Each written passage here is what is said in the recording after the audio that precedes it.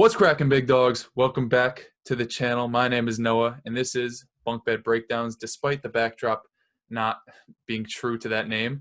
As always on these videos, I'm joined by my man, Mike Me Up on Twitter. How you doing today, Mike?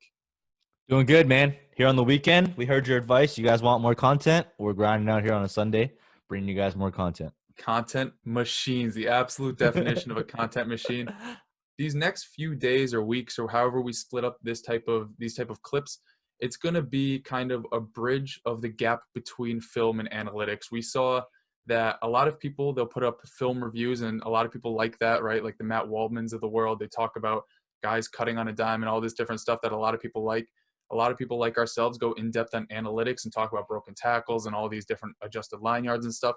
We're here to try to bridge the gap while we dub in clips of players displaying the skill set that we describe through analytics, or we talk about their skill set, whether it be how good they are and elusive they are, or how good of a route runner they are, and we back that up with numbers. So hopefully this is a more in-depth look on specific players. It gives you guys a better perspective on guys like DAndre Swift and Jonathan Taylor and the big names, as well as when the weeks go on and we get into deeper prospects like a Pittman, like an Ayuk, like a Michael Warren, or what have you. All these names, you get a more in-depth understanding of these players. Now, obviously, you can just go buy our draft guide. It's going to be very similar to what we have on the draft guide. The draft guide goes a little bit more in depth because it's easier to convey a message, in my opinion, through writing, because you have the time to sit through and formulate ideas and that type of stuff.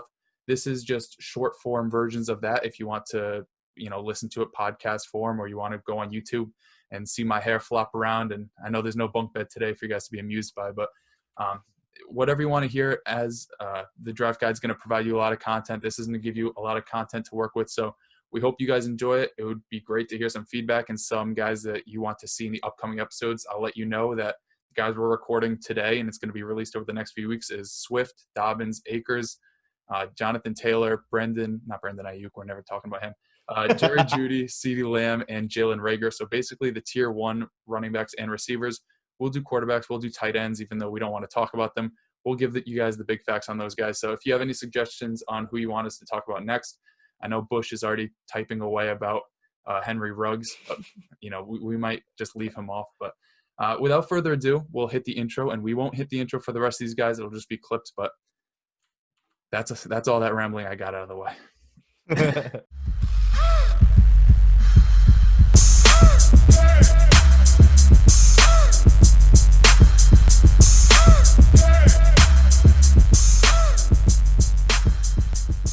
All right, first up, DAndre Swift. Not much to say about Swift that hasn't been said already. I mean, he's a consensus 101 running back.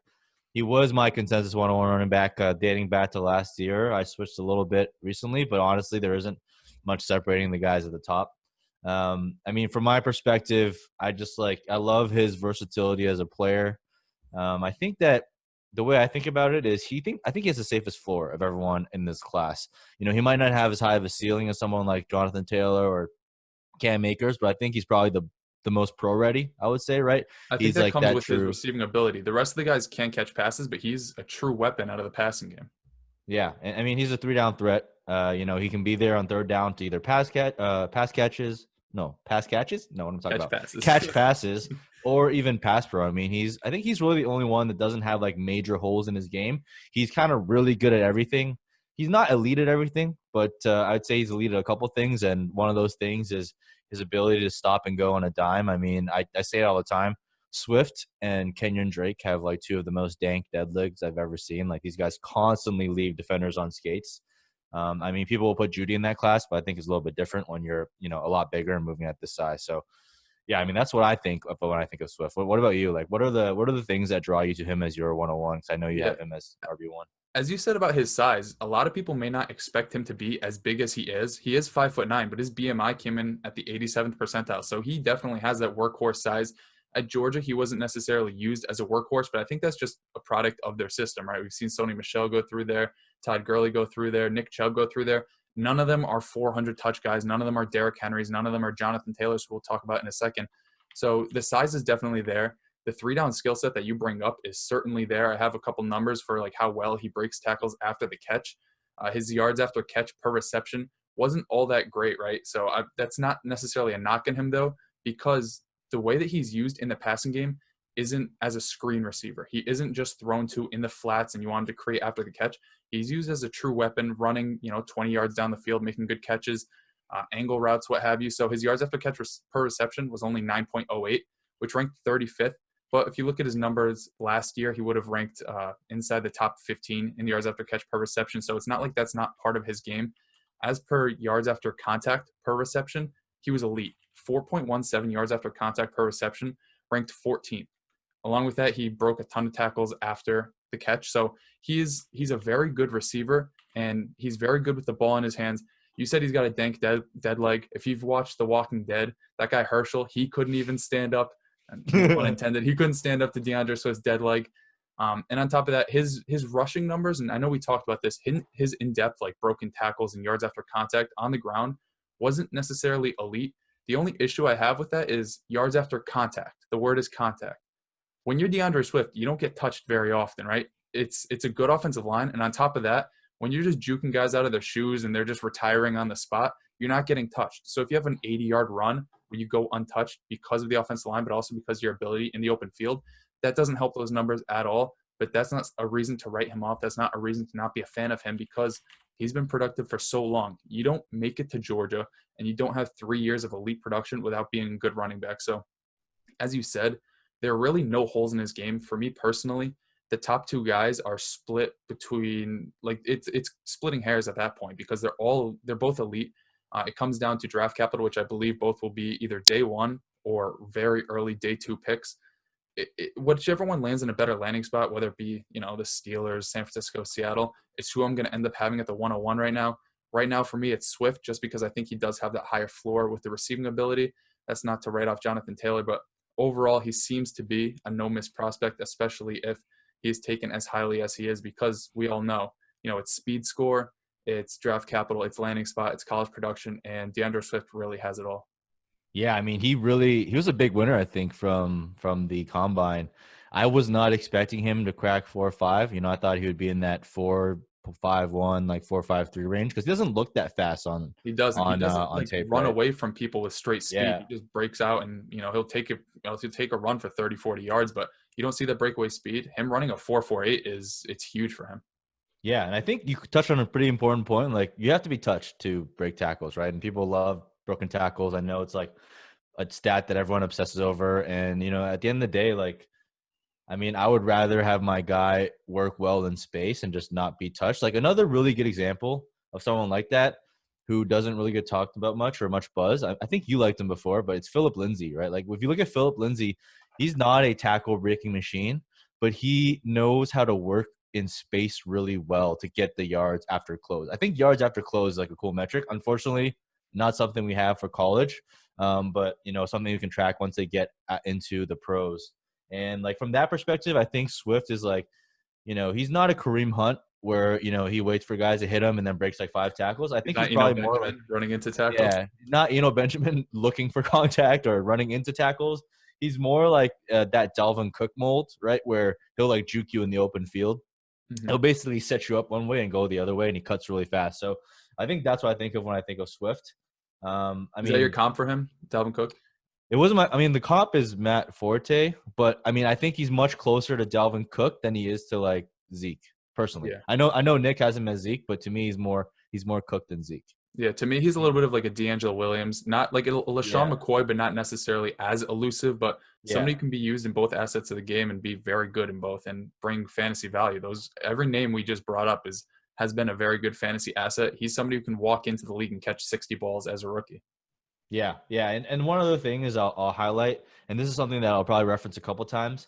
And it's a article. It's written by Noah. I recently just put out a little thread saying guys, like unknown guys to follow, and he's one of them. He works at the Breakout Finder, but he put out like a cool little article about running back prospects and looking at like how they do relative to competition. So like, if you're on a really good team with a really good O-line, are you out producing your teammates, right? I think that's a really cool way to look at things, because like, we know that Georgia has a really good O-line. We know that Wisconsin has a really good O-line, but there's also other players on that team. And if they're outproducing them, like, that's still a good sign, right? So if you look at Swift, he's basically outproducing his teammates by about 0.77 yards per carry, which is a lot, right, for a running back.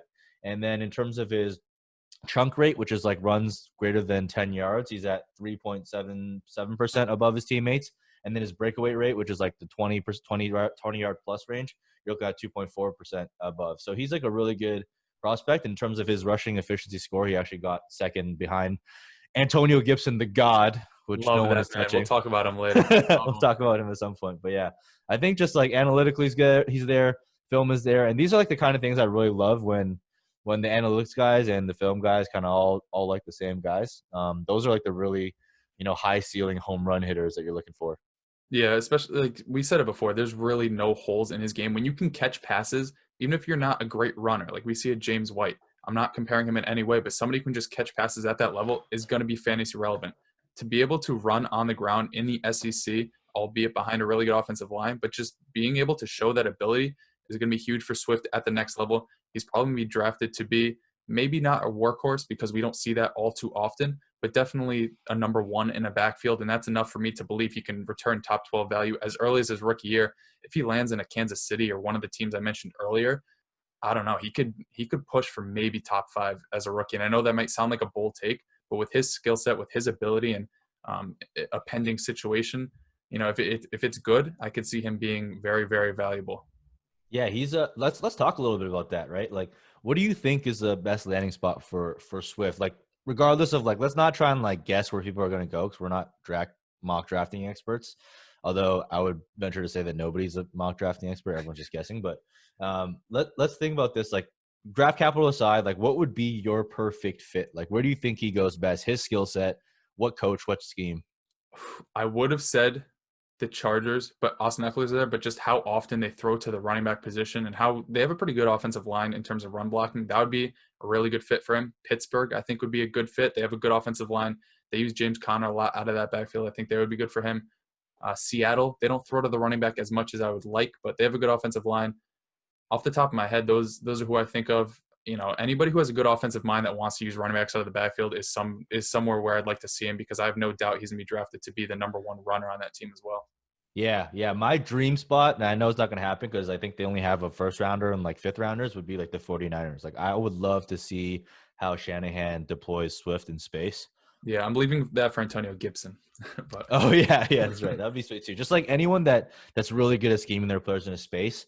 Because I think like, honestly, like I talk about the dead leg and like people think it's overrated, but honestly, dude, like just watch some yeah, of the there's gonna stuff be that he's clips done. playing. It's It's ridiculous. It's like it's so dank. Like you literally see people's souls leaving their body, and it's it's like just like Lamar love to see that. Jackson in a running back's Yeah, body, which is Lamar Jackson, but yeah, DeAndre with the name Swift on the back. But yeah. yeah, that's all we got for Swift. Hope you guys liked the breakdown. As of right now, we're recording this on March 1st. I'm not sure when this is coming about, but for both of us, he's a consensus top 2 pick. I think regardless of landing spot, if he lands in Miami, I'm still fine with him being a top 2 pick, especially if the draft capital is there in the first round. He's not somebody I would pass up on unless, Cam Akers goes round 2 or round 3 to, Pittsburgh or one of the landing spots we said prior. But right now, locked and loaded, top 2 pick. Take it to the bank. Lock it up, man. Big